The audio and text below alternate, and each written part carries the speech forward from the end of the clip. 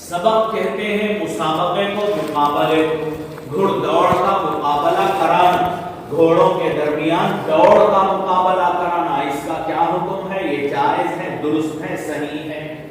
اور ایک بات ہے اس میں ازمار کا ذکر ہے۔ ازمار کسے کہتے ہیں؟ گھوڑوں کے ازمار کا مطلب یہ ہے کہ گھوڑے کے لیے گھوڑے کو بہت زیادہ چارہ کھلانا، اور جب وہ شکم سیر ہو جائے، اس کا پیٹ بھر جائے، تو اس کو ایک ایسے کمرے میں بند کر دینا جو ہوادار نہ ہو، اور اس کے بدن پر ایک موٹی چادر یا موٹا کپڑا، ٹاٹ موٹا، اس کے بدن پر ڈال دینا۔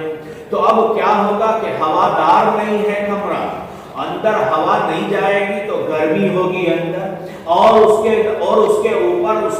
اس پر مستزاد یہ کہ آپ نے اس پر ایک موٹا کپڑا بھی ڈال دیا، کمبل کی شکل یا رضائی کی لحاف کی شکل کا موٹا کپڑا، تو موٹے کپڑے کی وجہ سے، کمرے کے بند رہنے کی وجہ سے گرمی شدید ہوگی، اور جب گرمی بہت زیادہ ہوگی تو پسینہ اس کا نکلے گا، پسینہ نکلنے کی وجہ سے اس کا بدن چھریرا ہو جاتا ہے، ہلکا پھلکا ہو جاتا ہے۔ تو اس کو ازمار کہتے ہیں کہ بہت زیادہ اس کو کھلا کر کے بند کمرے میں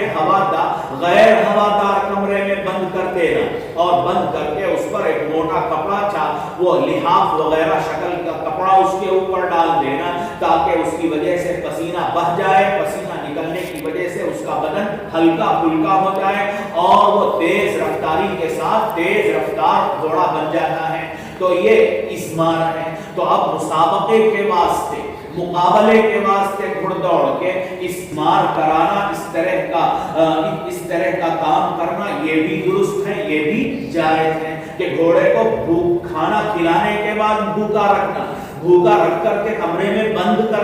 بند کر کے اس کے اوپر کپڑا ڈال دینا، یہ سب گویا بظاہر اس کو تکلیف دینے والی چیز ہوئی، لیکن یہ اس کی اس انداز سے تربیت کرنا تاکہ وہ سبک رفتار ہو، تیز رفتار بنے، اس کی گنجائش ہے، اس کی اجازت ہے شریعت میں۔ حضرت ابن عمر فرماتے ہیں رضی اللہ عنہ کہ ان رسول اللہ صلی اللہ علیہ وسلم سابق بین الخیل، گھوڑوں کے درمیان مقابلہ کرایا رسول اللہ نے،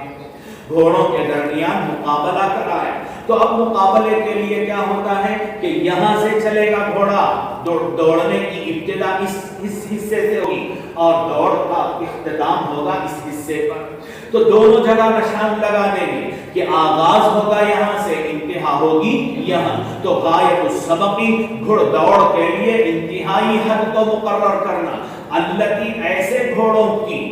لم تزمر، جن کا نہیں کیا گیا ازمار، جن کی تربیت نہیں کی گئی اس انداز سے، ان کے درمیان بھی کیا کر سکتے ہیں؟ مقابلہ، اور مقابلے کے واسطے ایک حد مقرر کر سکتے ہیں، ایک جگہ کو نشان کے طور پر مقرر کر سکتے ہیں۔ سابق بین الخیل یرسلها من الحفیاء، کہ اس گھڑ دوڑ کا مقابلہ یا گھوڑوں کو چھوڑا جاتا تھا من الحفیاء، حفیہ نامی جگہ سے، وکان امدھا، اور ان گھڑ دوڑ کی انتہا ہوتی تھی ثنیۃ الوداع نامی جگہ۔ تو حفیہ نامی جگہ سے آغاز ہوتا تھا مقابلے کا، اور مقابلہ ختم ہوتا تھا ثنیۃ الوداع میں۔ تو معلوم ہوا کہ مقابلے کے لیے مقابلہ کرانا بھی درست ہے، اور مقابلے کی حد بندی بھی ہونی چاہیے کہ آغاز فلاں جگہ سے ہوگا، اختتام فلاں جگہ پر، 300 میٹر بھاگیں گے، 700 میٹر بھاگیں گے، اس طرح کا مقابلہ کرانا جائز اور درست ہے۔ وسابق بین الخیل التی لم تزمر، اسی طرح سرکار نے مقابلہ کرایا گھوڑوں کا ایسے لم تزمر، جن کا ازمار نہیں کیا گیا، وکان امدھا من الثنیۃ الی مسجد بنی زرین، اور اس